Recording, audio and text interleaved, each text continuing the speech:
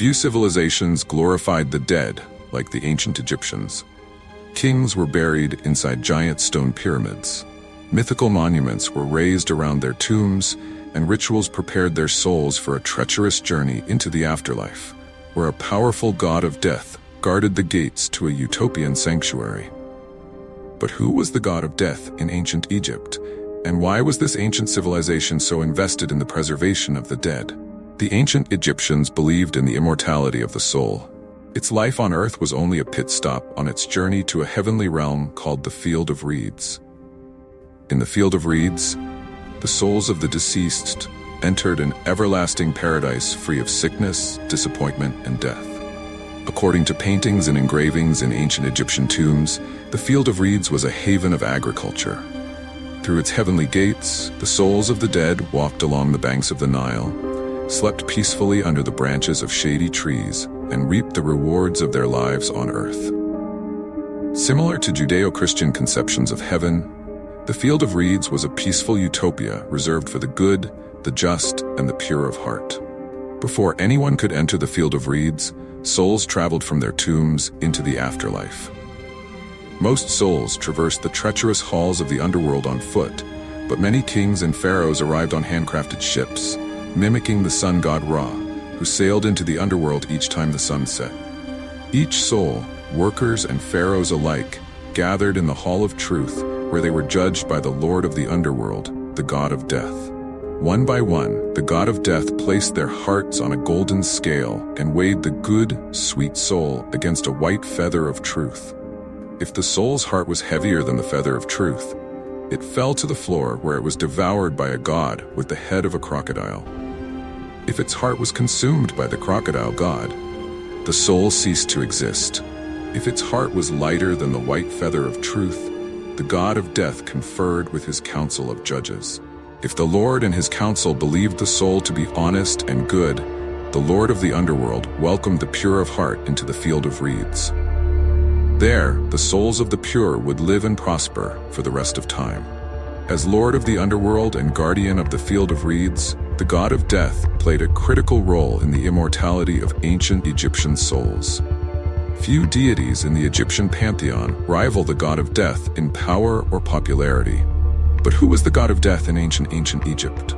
The ancient Egyptians constructed elaborate resting places to honor and protect their dead. To the ancient Egyptians, the desecration of one's body was considered a fate worse than death.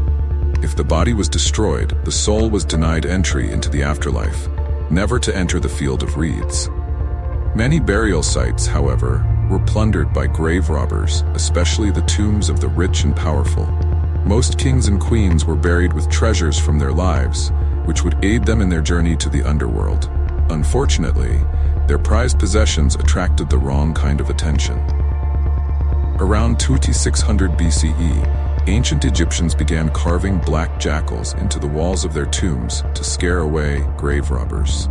These intimidating animals were discovered in 3 mud brick tombs, towering pyramids, and golden sarcophagi. But why did the ancient Egyptians associate black jackals with death and the afterlife? Jackals, or wild dogs, were ferocious scavengers that roamed the Nile Delta in the early days of ancient Egypt. Starving jackals dug up the bodies of the deceased, destroying ancient burial sites. To ward off these desert grave diggers, the ancient Egyptians made offerings to a jackal-headed god of death called Anubis, or Anpu, in ancient Egyptian. His power and influence quickly spread throughout the ancient world. For hundreds of years, Anubis served as protector of departed souls, guardian of cemeteries, and immortal judge presiding over the afterlife. At the tail end of the Old Kingdom, however, Anubis underwent a profound metamorphosis, which began with the discovery of mummification. In the world today, the ancient Egyptians are most famous for 2 things: the pyramids of Giza and the mummies inside them. Ancient Egyptians carefully embalmed dead bodies to protect them from damage and decay, further displaying their respect for the dead. Mummification was revered as a sacred rite passed down by the gods. According to myth, it was invented by Anubis to preserve the body of a god pharaoh named Osiris. In one of ancient Egypt's most famous myths, Osiris was murdered by the jealous god Set, lord of war, storms, and chaos.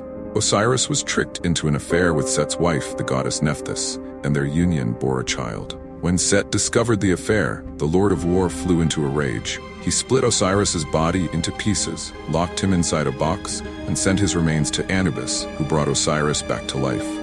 Resurrected and empowered, Osiris descended into the underworld, where he became the god, ruler, and judge of the dead. Over time, Osiris replaced Anubis as the ancient Egyptian god of death.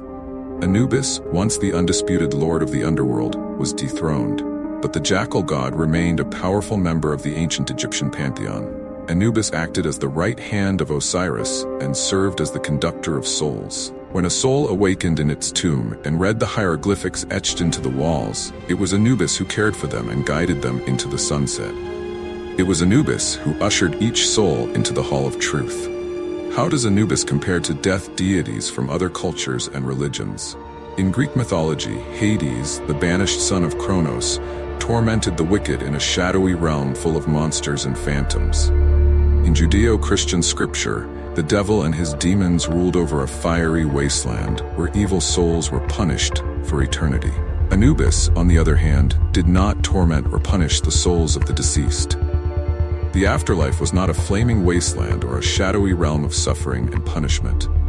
While ancient Egyptian folklore is rife with vengeance and ferocity, their rich mythology reveals, above all else, justice, preservation, and respect for the dead.